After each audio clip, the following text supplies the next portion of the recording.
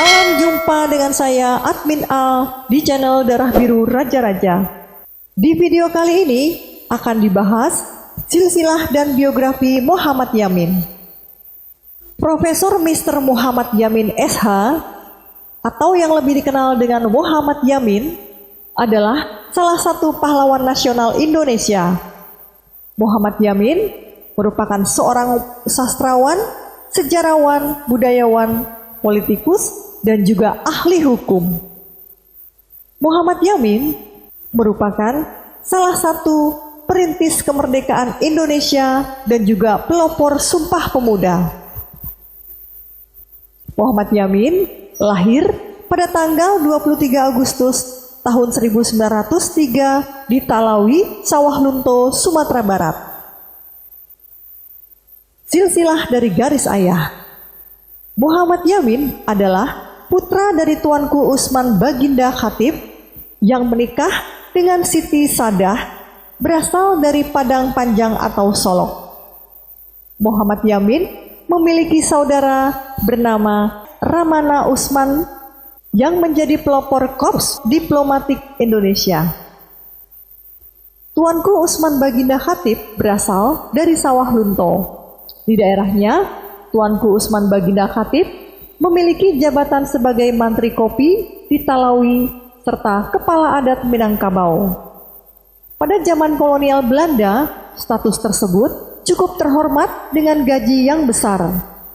Tuanku Usman Baginda Khatib memiliki 16 anak dari 5 istri yang hampir keseluruhannya kelak menjadi intelektual yang berpengaruh.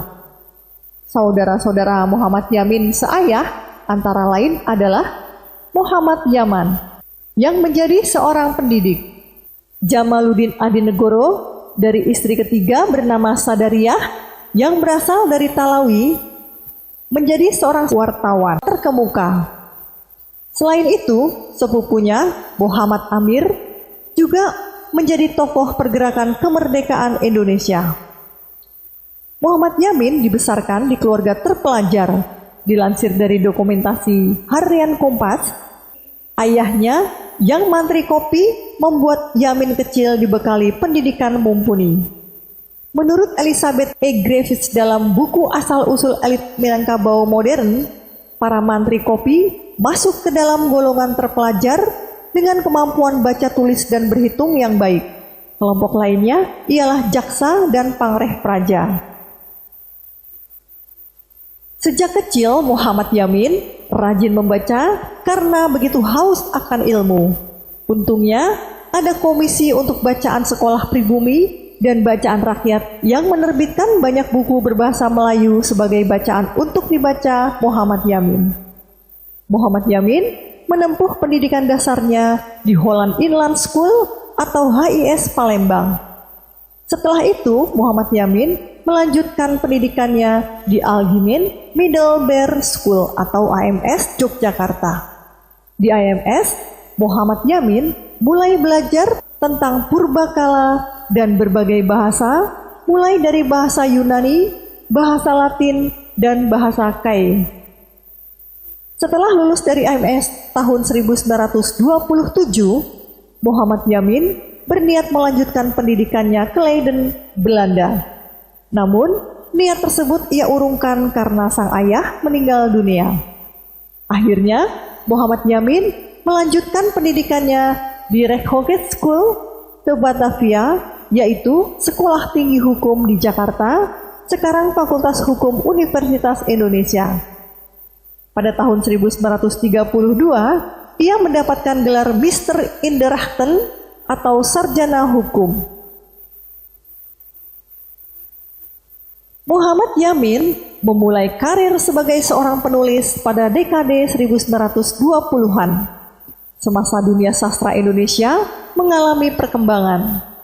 Karya-karya pertamanya ditulis menggunakan bahasa Melayu dalam jurnal Jong Sumatera, sebuah jurnal berbahasa Belanda pada tahun 1920. Karya-karya terawalnya masih terikat kepada bentuk-bentuk bahasa Melayu klasik. Pada tahun 1922, Muhammad Yamin muncul untuk pertama kali sebagai penyair dengan puisinya tanah air. Yang dimaksud tanah airnya yaitu Minangkabau di Sumatera. Tanah Air merupakan himpunan puisi modern Melayu pertama yang pernah diterbitkan. Himpunan Muhammad Yamin yang kedua adalah Tumpah Darahku, muncul pada tanggal 28 Oktober 1928. Karya ini sangat penting dari segi sejarah karena pada waktu itulah Muhammad Yamin dan beberapa orang pejuang kebangsaan memutuskan untuk menghormati satu tanah air, satu bangsa, dan satu bahasa Indonesia yang tunggal. Dramanya Ken Arok dan Ken Dedes yang berdasarkan sejarah Jawa muncul juga pada tahun 1928. Dalam puisinya, Muhammad Yamin banyak menggunakan bentuk soneta yang dipinjamnya dari literatur Belanda. Walaupun Muhammad Yamin melakukan banyak eksperimen bahasa dalam puisi-puisinya, ia masih lebih menepati norma-norma klasik bahasa Melayu berbanding dengan generasi-generasi penulis yang lebih muda. Ia juga menerbitkan banyak drama, esai, novel sejarah, dan puisi. Ia juga menerjemahkan karya-karya William Shakespeare, drama Julius Caesar, dan Rabindranath Tagore.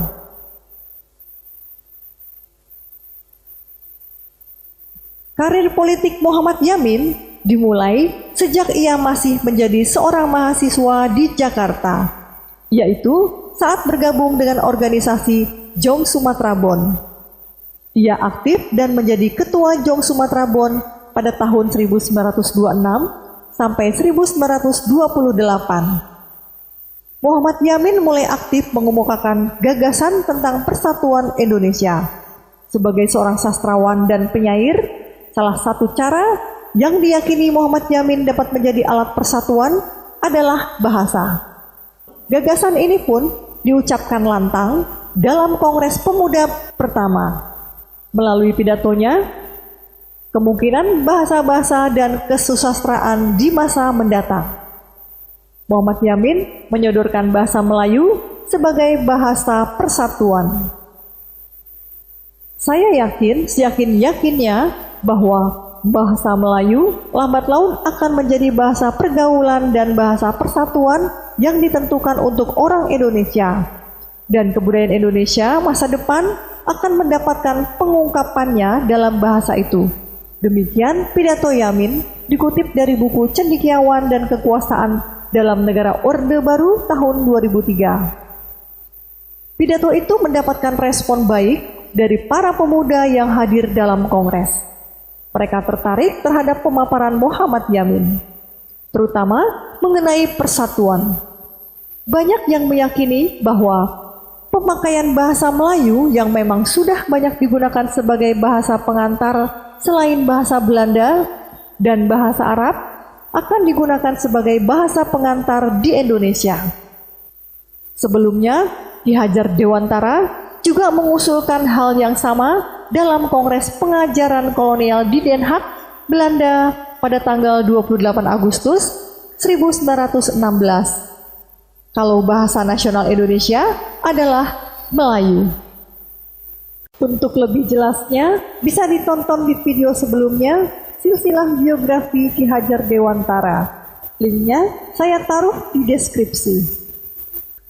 Jong Sumatera Bond sendiri pernah mendiskusikan bahasa persatuan ini sejak tahun 1923. Kelak, penggunaan bahasa Indonesia ini diharapkan mendesak penggunaan bahasa Belanda. Kongres Pemuda pertama memang belum berhasil menyatukan kelompok pemuda dalam satu organisasi. Namun konsep mengenai persatuan Indonesia semakin benderang. Akan tetapi, pidato Muhammad Yamin menimbulkan gejolak semangat yang baru. Sebelum melakukan pertemuan akbar kedua, para pemuda kembali berupaya menyatukan sejumlah organisasi untuk fusi dalam satu wadah. Perhimpunan Indonesia dan Perhimpunan Pelajar-Pelajar Indonesia atau PPKI menyepakati hal itu. Kemudian, banyak organisasi pemuda yang memilih untuk fusi dalam satu wadah. Namun, Muhammad Yamin menolak dilakukannya fusi organisasi pemuda. Muhammad Yamin lebih memilih dibentuknya federasi dari perkumpulan-perkumpulan yang ada, sebab perkumpulan masing-masing daerah lebih bisa bergerak bebas tanpa adanya sebuah aturan yang melekat. Hingga dilakukannya Kongres Pemuda kedua, dibuka pada 27 Oktober 1928 di Jakarta, Muhammad Yamin yang menjabat sebagai Sekretaris Kongres belum menyetujui dibentuknya fusi. Meski begitu, Muhammad Yamin tetap memiliki semangat akan persatuan Indonesia. Dia tetap berharap semangat persatuan tetap ada, namun tak menghilangkan kekhasan tiap daerah. Muhammad Yamin juga tak ingin Kongres Pemuda kedua di tanggal 28 Oktober 1928 yang berlangsung di Gedung Indonesia Club Gebau, saat ini Gedung Museum Sumpah Pemuda, berakhir tanpa hasil. Setidaknya harus ada kemauan dan kesepakatan bersama yang dibacakan peserta Kongres. Saat Kongres tengah berlangsung, Muhammad Yamin mulai menuliskan gagasan Sumpah Pemuda tersebut dalam suatu kertas. Kertas itu kemudian dia sodorkan kepada Sugondo Joyo Puspito, yang saat itu penjabat Ketua Panitia Kongres Pemuda kedua. Saya punya rumusan resolusi yang elegan, kata Muhammad Yamin kepada Sugondo. Rumusan itu kini dikenal dengan nama Sumpah Pemuda. Setelah mendengar lagu ciptaan W.R. Supratman, Sugondo Joyo Puspito membacakan rumusan resolusi yang dikenal dengan Ikrar Sumpah Pemuda, yang berbunyi, pertama, kami, putra dan putri Indonesia, mengaku bertumpah darah yang satu, tanah Indonesia. Kedua, kami, putra dan putri Indonesia, mengaku berbangsa satu, bangsa Indonesia. Tiga, kami, putra dan putri Indonesia, menjunjung bahasa persatuan, bahasa Indonesia. Pada masa pemerintahan Presiden Soekarno, yaitu pada tahun 1959, tanggal 28 Oktober dijadikan sebagai Hari Sumpah Pemuda. Melalui keputusan Presiden nomor 316 tahun 1959 pada tanggal 16 Desember 1959. Sumpah Pemuda dimaknai sebagai momentum bersatunya para pemuda yang kemudian bergerak bersama dan berjuang menuju Indonesia merdeka. Setelah Kongres Pemuda kedua, Muhammad Yamin sendiri mulai melunak akan gagasan fusi organisasi pemuda daerah. Akhirnya, pada tahun 1930, semua organisasi pemuda bisa bersatu dalam satu wadah, yaitu Indonesia Muda, yang diketuai oleh Muhammad Yamin. Tujuan Indonesia Muda adalah membangun dan mempertahankan keinsyafan anak bangsa yang bertanah air satu agar tercapai Indonesia Raya. Untuk itu, Indonesia Muda berusaha memajukan rasa saling menghargai dan memelihara persatuan semua anak bangsa. Pada tahun 1932, Muhammad Yamin mendapatkan gelar sarjana hukumnya. Setelah itu, ia bekerja dalam bidang hukum di Jakarta sampai tahun 1942. Pada tahun itu juga, Muhammad Yamin tercatat sebagai anggota Partindo. Setelah Partindo bubar, karir politiknya berlanjut lagi ketika Muhammad Yamin mendirikan Partai Gerakan Rakyat Indonesia pada tanggal 24 Mei 1937 bersama Adam Malik, Willipo, dan Amir Syarifuddin. Pada tahun 1939, Muhammad Yamin terpilih menjadi anggota Foksat. Semasa pendudukan Jepang tahun 1942 sampai 1945, Muhammad Yamin bertugas di Pusat Tenaga Rakyat Putra, sebuah organisasi nasionalis yang disokong oleh pemerintah Jepang. Pada tahun 1945, ia terpilih sebagai anggota Badan Penyelidik Usaha Persiapan Kemerdekaan Indonesia atau BPUPKI. Dalam sidang BPUPKI, Muhammad Yamin banyak berperan. Ia berpendapat agar hak asasi manusia dimasukkan ke dalam konstitusi negara. Ia juga mengusulkan agar wilayah Indonesia pasca kemerdekaan mencakup Sarawak, Sabah, Semenanjung Malaya, Timor Portugis, serta semua wilayah Hindia Belanda. Soekarno, yang juga merupakan anggota BPUPKI, menyokong ide Muhammad Yamin tersebut. Setelah kemerdekaan, Soekarno menjadi Presiden Republik Indonesia yang pertama dan Muhammad Yamin dilantik untuk jabatan-jabatan yang penting dalam pemerintahannya. Jabatan-jabatan yang pernah dipangku Muhammad Yamin antara lain adalah anggota DPR sejak tahun 1950, Menteri Kehakiman tahun 1951 sampai 1952, Menteri Pengajaran Pendidikan dan Kebudayaan tahun 1953 sampai 1955, Menteri Urusan Sosial dan Budaya tahun 1959 sampai 1960, Ketua Dewan Perancang Nasional tahun 1962, dan Ketua Dewan Pengawas IKBN Antara tahun 1961 sampai 1962. Pada saat menjabat sebagai Menteri Kehakiman, Muhammad Yamin membebaskan tahanan politik yang dipenjara tanpa proses pengadilan. Tanpa grasi dan remisi, ia mengeluarkan 950 orang tahanan yang dicap komunis atau sosialis. Atas kebijakannya itu, ia dikritik oleh banyak anggota DPR. Namun, Muhammad Yamin berani bertanggung jawab atas tindakannya tersebut. Kemudian, di saat menjabat Menteri Pengajaran Pendidikan dan Kebudayaan, Muhammad Yamin banyak mendorong pendirian universitas-universitas negeri dan swasta di seluruh Indonesia. Di antara perguruan tinggi yang ia dirikan adalah Universitas Andalas di Padang, Sumatera Barat. Muhammad Yamin meninggal dunia pada tanggal 17 Oktober tahun 1962. Ia wafat di Jakarta dan dimakamkan di Desa Talawi, Kabupaten Sawah Lunto, Sumatera Barat. Ia meninggal ketika menjabat sebagai Menteri Penerangan. Muhammad Yamin dianugerahi gelar Pahlawan Nasional pada tahun 1973 sesuai dengan SK Presiden RI nomor 008-TK/1973.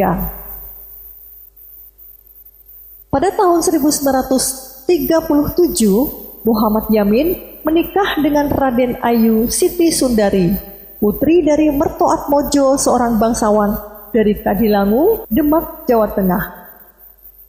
Mereka dikaruniai satu orang putra, bernama Dang Rahadian Sinayangis Yamin, yang lahir pada tahun 1937 dan wafat tahun 1979. Pada tahun 1969, Dang Rahadian Yamin melangsungkan pernikahan dengan Gusti Raden Ayu Retno Satuti atau Bendoro Raden Ayu Retno Satuti, putri tertua atau anak kedua dari Kanjeng Gusti Pangeran Adipati Arya Mangkunegoro VIII, yang menikah dengan Bendoro Raden Ayu Sunituti.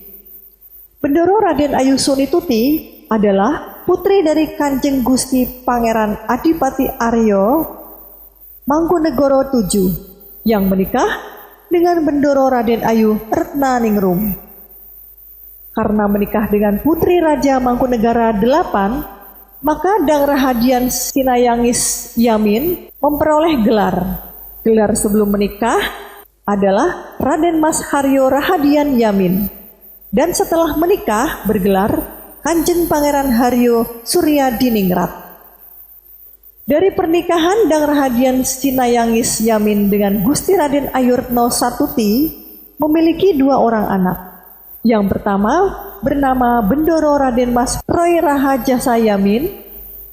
Yang kedua bernama Bendoro Raden Mas Riano Jaya Negara Yamin. Muhammad Yamin memperoleh penghargaan Bintang Mahaputra Republik Indonesia, yaitu tanda penghargaan tertinggi dari Presiden Republik Indonesia atas jasa-jasanya pada nusa dan bangsa. Tanda penghargaan dari Korps Polisi Militer sebagai pencipta lambang Gajah Mada dan Panca Dharma Korps. Tanda penghargaan Panglima Kostrad atas jasanya menciptakan Pataka Komando Cadangan Strategis Angkatan Darat.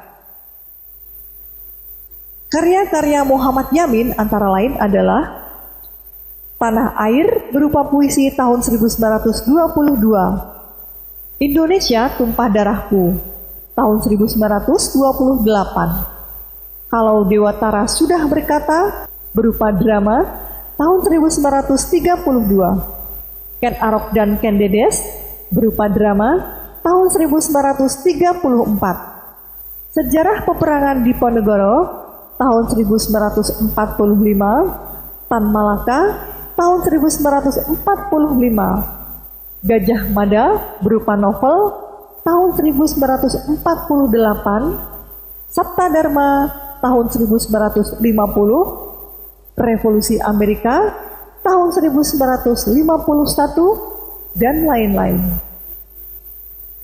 Demikianlah video silsilah dan biografi Muhammad Yamin, pelopor Sumpah Pemuda tahun 1928 yang dapat disampaikan. Semoga bisa menambah wawasan sejarah nasional bagi yang menonton video ini. Sampai jumpa di video berikutnya. Terima kasih.